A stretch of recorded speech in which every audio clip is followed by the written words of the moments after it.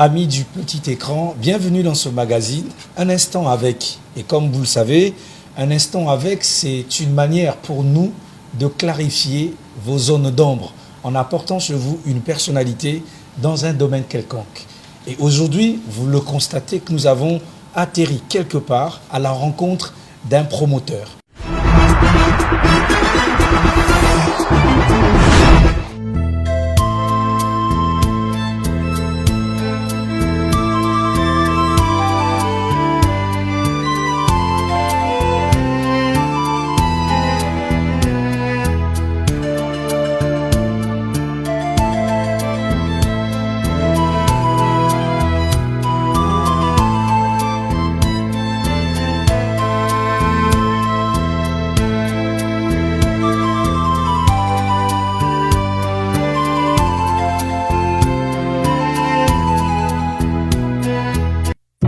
Il s'agit finalement de M. Chandrel Ezaza, qui est diplômé en contrôle-gestion, promoteur du cabinet Faxi, finalement, qui se définit comme étant l'un des piliers dans la formation, l'assistance, le conseil et service. Avec lui, nous parlerons finalement de son rêve, de son déclic, mais également de ses difficultés au quotidien. Parce que on dit souvent qui veut aller loin menace aventure. Monsieur Ezaza, bonjour. Bonjour. Alors, par ces petits mots-là, est-ce que cette présentation convient avec votre personnalité? Oui, elle convient. C'est bien moi, Chandrel Ezaza, promoteur du cabinet Fax Consulting. En effet, je suis diplômé en audit et contrôle de gestion, en fait, où j'ai ma spécialité, en fait. Alors, c'est l'audit, contrôle, gestion, c'est quand même un domaine assez spécifique chez nous. Et où êtes-vous passé pour obtenir toute votre qualification? En fait, moi, tout a commencé par l'ISG. Au départ, je ne voulais pas. J'ai fait la série D. Au départ, je voulais faire médecine. Je suis allé à l'INSA faire le concours, passer le concours de la médecine, justement, pour être un médecin, comme le fut mon défunt père, en fait. Et donc, du coup, à ce concours-là, j'ai brillamment échoué. Et un de mes profs m'a conseillé de faire le concours de l'ISG, l'Institut supérieur de gestion de l'Université Mariam Gwabi. Et c'est de cette façon-là que je suis allé à l'ISG, et puis j'ai fait mon concours, justement, que j'ai satisfait. Et là, je me suis retrouvé à l'ISG, et puis... au départ, la comptabilité, je suis allé là-bas pour faire la comptabilité. Au départ, ça ne m'intéressait pas trop, en fait, avant d'avoir découvert ce que c'était la comptabilité. Je disais, comme tout le monde un peu, dans les séries un peu scientifiques, je disais que c'était plutôt un boulot de femme. Et donc, ça ne m'intéressait pas trop. J'ai fait la première année, j'ai satisfait dès la première session. La deuxième année, pareil. Comme j'avais pris le cycle court, je finissais en BTS, justement, qu'ils appellent là-bas DUTS. Et justement, après, j'ai eu envie, comment on appelle, mon père m'a demandé, est-ce que tu veux toujours continuer en médecine ou bien est-ce que tu veux aller retourner en médecine ou tu veux rester là dans tes finances et tout? Je lui ai dit non, je crois que je préfère rester ici, c'est là, je crois que ça me va mieux. Ça commence à venir. Ça commence à venir. Et donc, du coup, après, je suis allé chez Ernest Young. Mon prof, un de mes profs qui m'enseignait justement en comptabilité, m'a proposé, comme j'étais parmi les meilleurs de sa classe justement, d'aller faire mon stage à Ernst & Young. C'est comme ça que je me suis retrouvé à Ernst & Young, ou Ernst & Young, et ça m'a donné justement l'envie d'être dans cet environnement-là de rigueur, de challenge, d'objectifs et de, comment on dit ça, d'efficacité, d'efficience, avec toutes ces notions-là qui commençaient un peu à tourner autour de moi, où je commençais à baigner dedans. À un moment, j'ai dit, ok, je vais continuer là-dedans.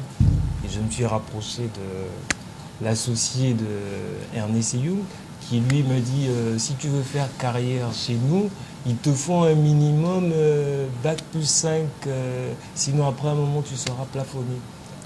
Et donc c'est comme ça que j'ai pris la résolution d'aller au CESAG. On y entre aussi par voie de concours. Et c'est comme ça que, bon, j'ai dit à tout le monde que je voulais aller au CESAG et à la fin de l'année, parce que j'avais déjà pris mon inscription en licence ici sur place. Donc le matin, j'étais au boulot chez Ernest Young et le soir, j'étais à l'école pour faire ma licence. À l'école des chemins, dans l'école des chemins de fer Oui, là, à Brazzaville, à IDM. Donc c'est là-bas que j'ai fait ma licence justement. Mais après, j'ai dit, dès que je finis, je vais au Sénégal. Moi, l'objectif, c'est le CESAG. Oui. Et ben, tout le monde m'a dit, le concours est passé. Et puis même mon père m'a dit, mais attends, j'ai fait des cours là-bas, j'ai animé des cours là-bas et tout.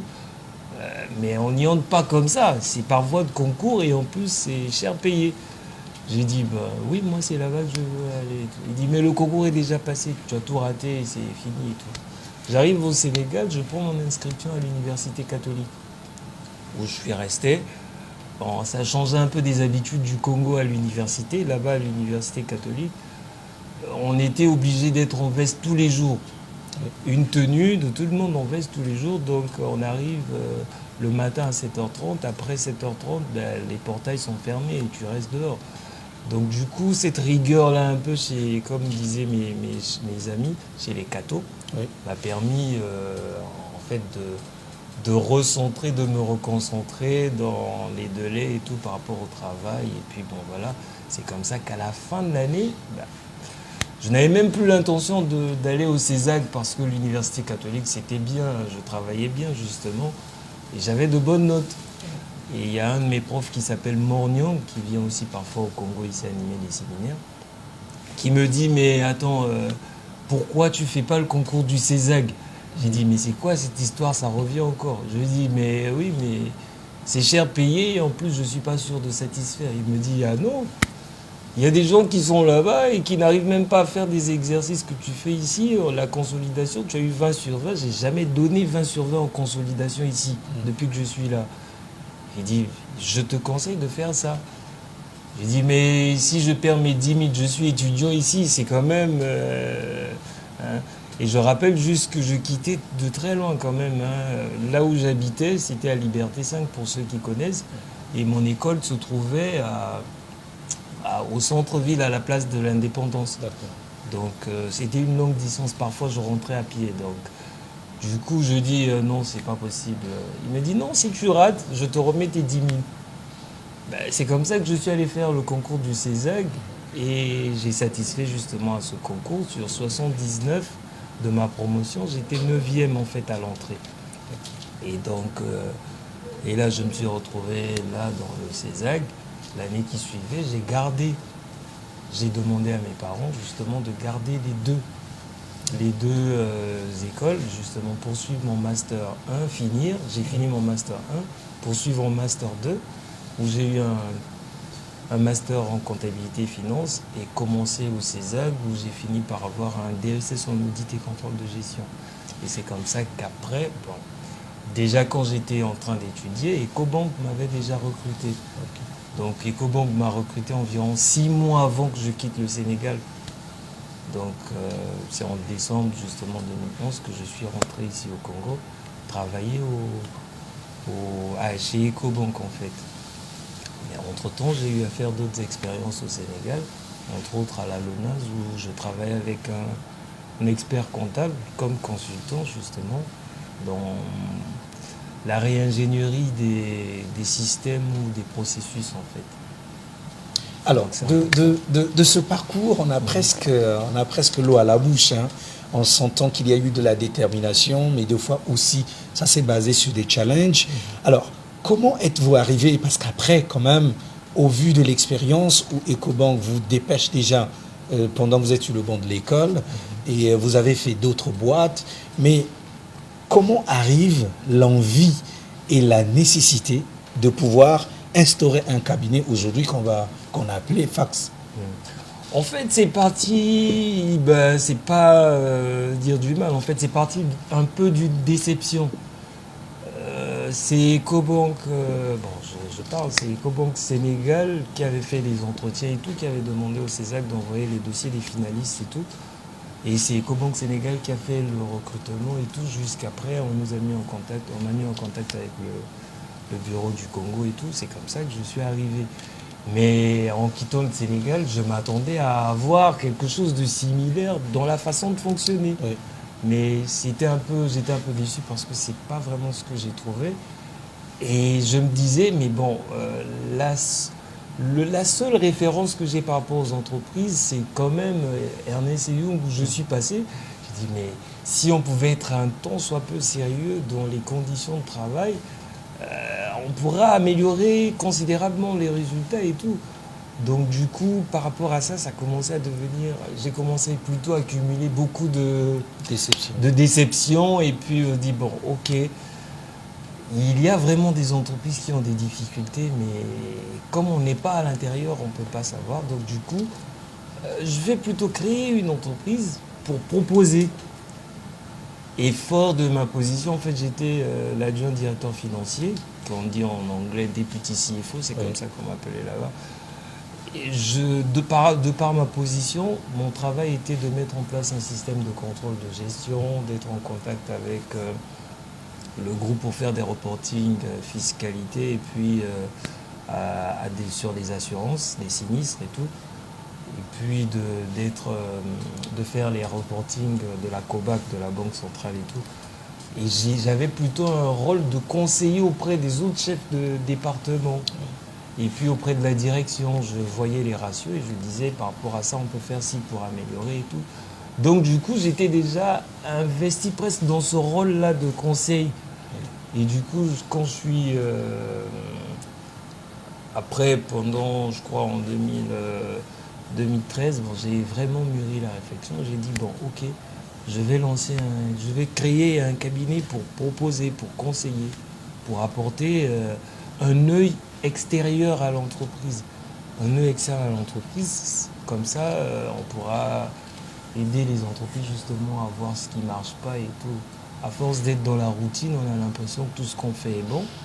Mais quand il y a une personne de l'extérieur qui vous dit oui, ça c'est bien, mais vous aurez pu faire ci, vous pourriez faire ça et tout. Donc c'est un peu ça que j'avais opté et que j'avais décidé de...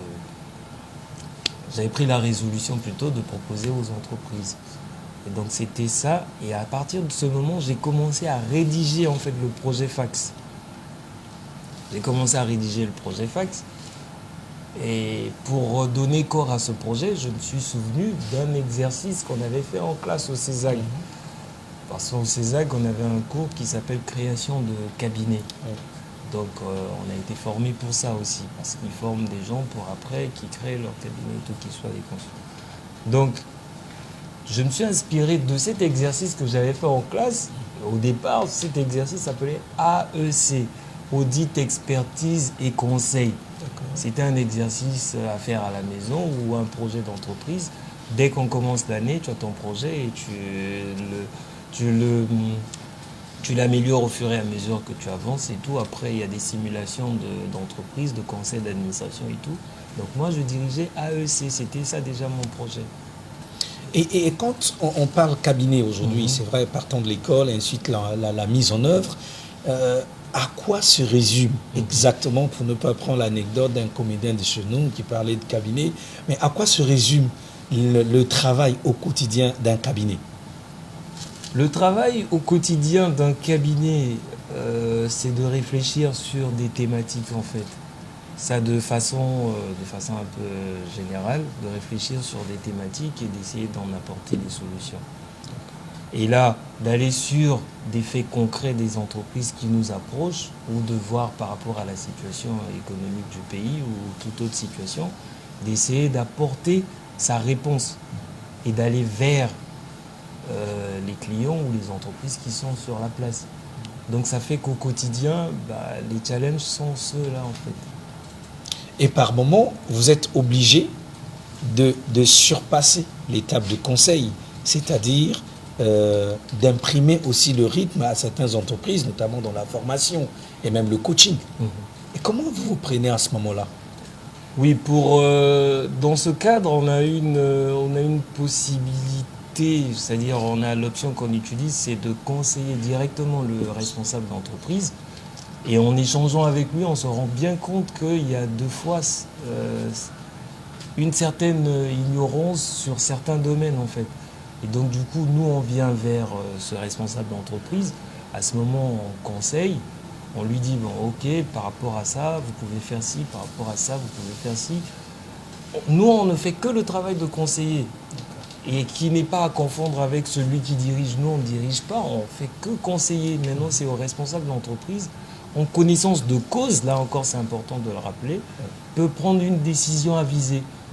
Et donc, il y a maintenant pour imprimer le rythme, l'autre option, c'est de proposer à l'entreprise carrément de lui mettre à disposition du personnel compétent qui va imprimer le rythme d'abord et puis au fur et à mesure que son personnel à lui va reprendre la main dessus et puis on va retirer le personnel en question. Monsieur Izaza, est-ce qu'un cabinet peut se substituer en gestionnaire d'une entreprise? Se substituer en gestionnaire d'une entreprise,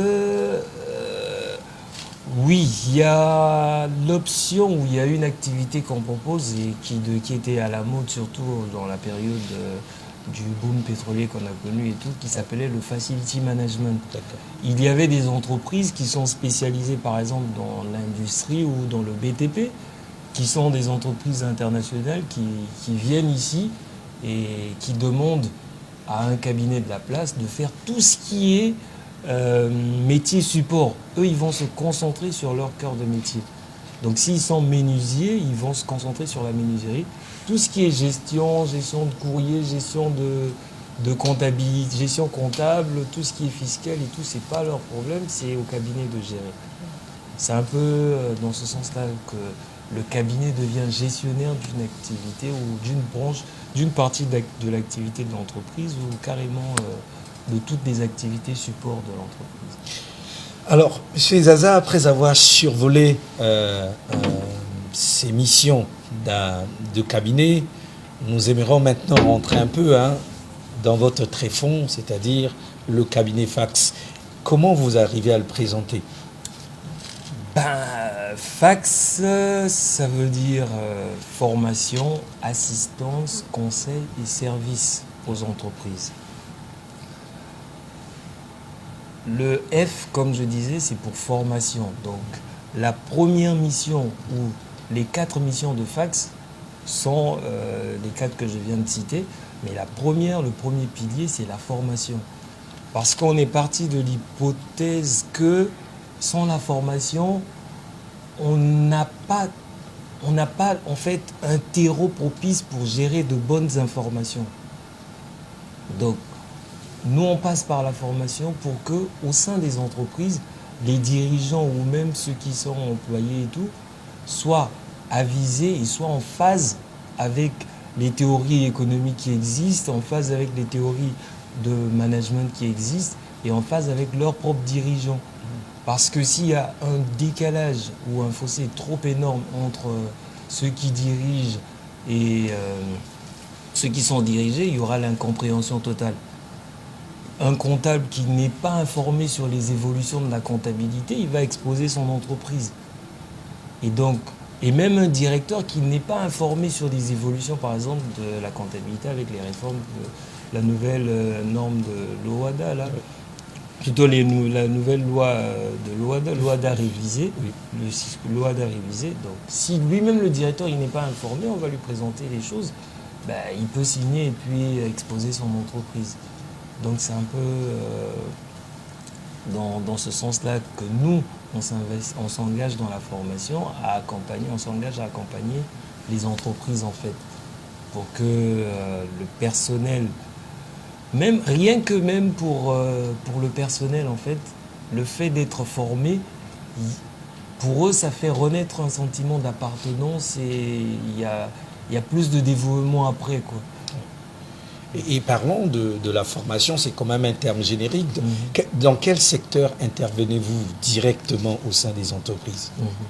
Dans la formation, en fait, c'est un peu, comme on a dit, des missions de fax sont formation, assistance, conseil, service, mais dans des champs bien précis qui sont l'audit et le contrôle de gestion, la gestion de la chaîne de valeur logistique, la fiscalité et le juridique et fiscal, en fait, la fiscalité et le droit, le management du capital humain, qui au départ qu'on appelait la gestion des ressources humaines, maintenant ça intègre un peu beaucoup de choses, la gestion de la formation, la gestion de carrière et tout.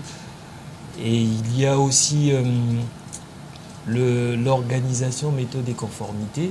Ça, c'est lié à tout ce qui est normes, tout ce qui est procédure, tout ce qui est les bonnes pratiques, en fait, tout ce qui tourne autour des bonnes pratiques.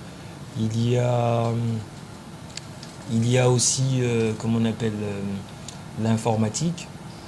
Et puis, on a aussi la communication et les relations publiques.